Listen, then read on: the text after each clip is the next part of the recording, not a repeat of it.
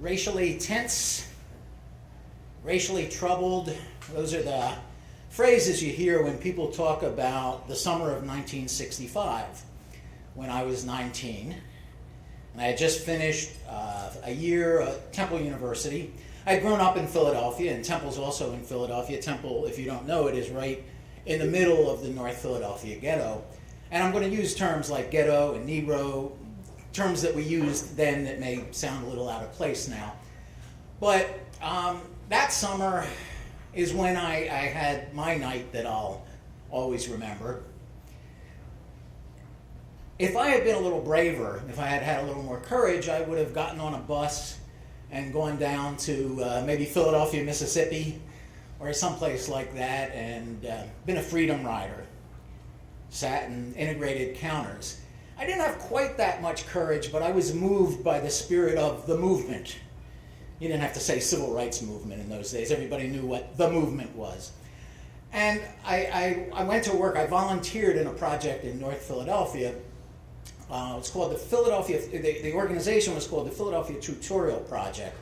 It was headquartered on Temple's campus, and its goal was community organization. The idea was, though, to use education as the way to get into the community and generate a comfort level that people could change things for the better.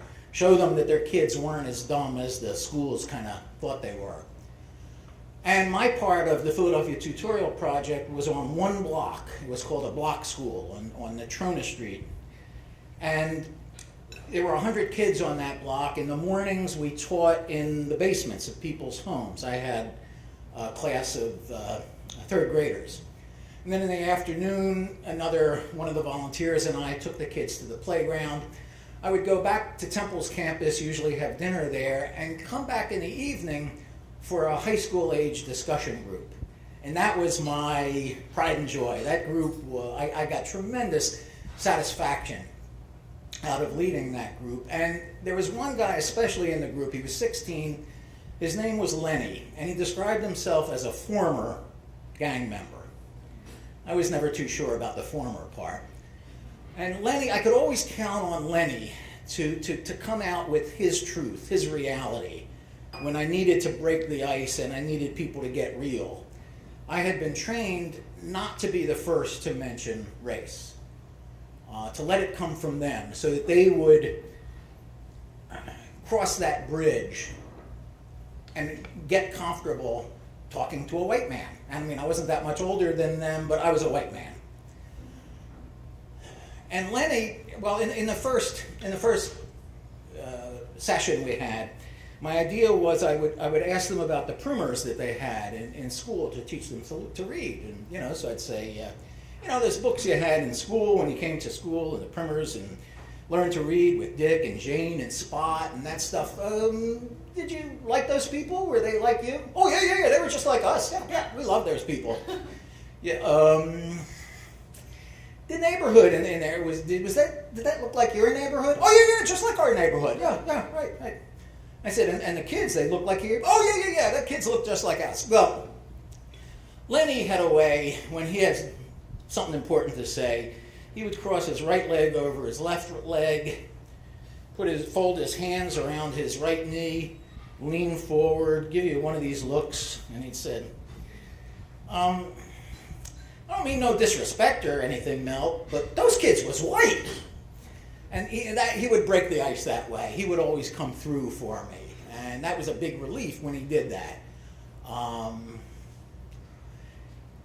Before very long, it was only a few weeks later when they decided to make me an honorary Negro. Which kind of defeated the purpose. We wanted them to get comfortable with a white guy. But I have to admit that I was flattered by it. The vote was unanimous. And then there was a night later on when I told them the Dick Gregory line that I love. Dick Gregory says that he always knew there was no such thing as Santa Claus. There was no doubt about it. He knew that Santa Claus could not possibly exist because there was no white man coming to his neighborhood at midnight. And there was a girl in the group who said, I don't know why white people are always afraid to come down here at night. Ain't no white people getting beat up around here. Well, then he did one of his lean forward things, and he said, I don't know where you've been, girl, but I know white people been getting beat up. I've been beating them up.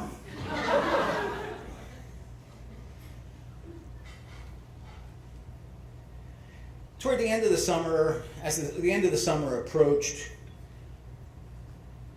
there was a woman named Vivian who was another volunteer in the Philadelphia Tutorial Project, and she needed to get permission signed by some of the parents who lived around Natrona Street, not part of my block school, but for a reading program she was starting up, and she asked me for a ride to the block. And so I drove her out at 7 o'clock, and the deal was we were going to meet again at 9:30 this Thursday night after my discussion group.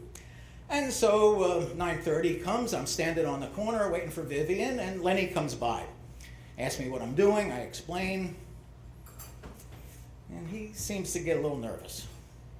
And you know, we had been taught, the North Philadelphia was broken into gang turfs, and it could be dangerous walking from one gang's turf to another. But we were from outside of the neighborhood. We were taught to go, hey, how you doing? Make eye contact, treat people like people, and we weren't really worried about danger. Well, Lenny came from another reality, and he was worried. About 9:32, he got worried. By 9:35, he's kind of pacing up and down, and he's saying, they don't rape no white women on Thursday nights. They only rape them on weekends. 9:40, he says, well, I'll be right back. Wait here for a minute. And I swear, a minute and a half later, this ex-gang member returned with 12 guys. I don't know where he got them from. I never saw these 12 guys before. But Lenny kind of maneuvers me. He says, here, we're going to go look around. We're going to go look for Vivian, here. And he maneuvers me into the apex of a V formation. And we're walking up and down the streets of North Philadelphia in the alleyways, and they're grabbing every kid they see, and they're going, you seen a white woman around here? I ain't seen no white woman. You sure you ain't seen no white woman? No, I swear I ain't seen no white woman. You know, and we're going around like that. I don't think that was the community organization that they had in mind for me. And I wondered what I was doing there, but you know, it wasn't exactly going to say no at that point. And we can't find her. We come back to the corner. It's like 10 of 10. And the other guys disappear. It's me and Lenny. And all of a sudden, here's Vivian coming down the street toward us. Lenny goes running up to her and he says, Vivian, I'm so glad to see you. Mel was worried about you. It's been a long time since then, and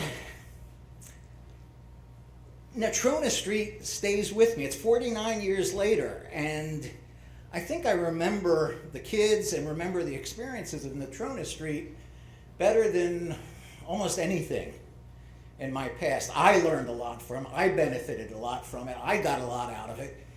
And I hope they do too. You know, in the time since then, another community organizer who's also African American beat the odds and became president of the United States. I really hope that Lenny beat the odds and he's somewhere today, alive, healthy, and enjoying his grandchildren.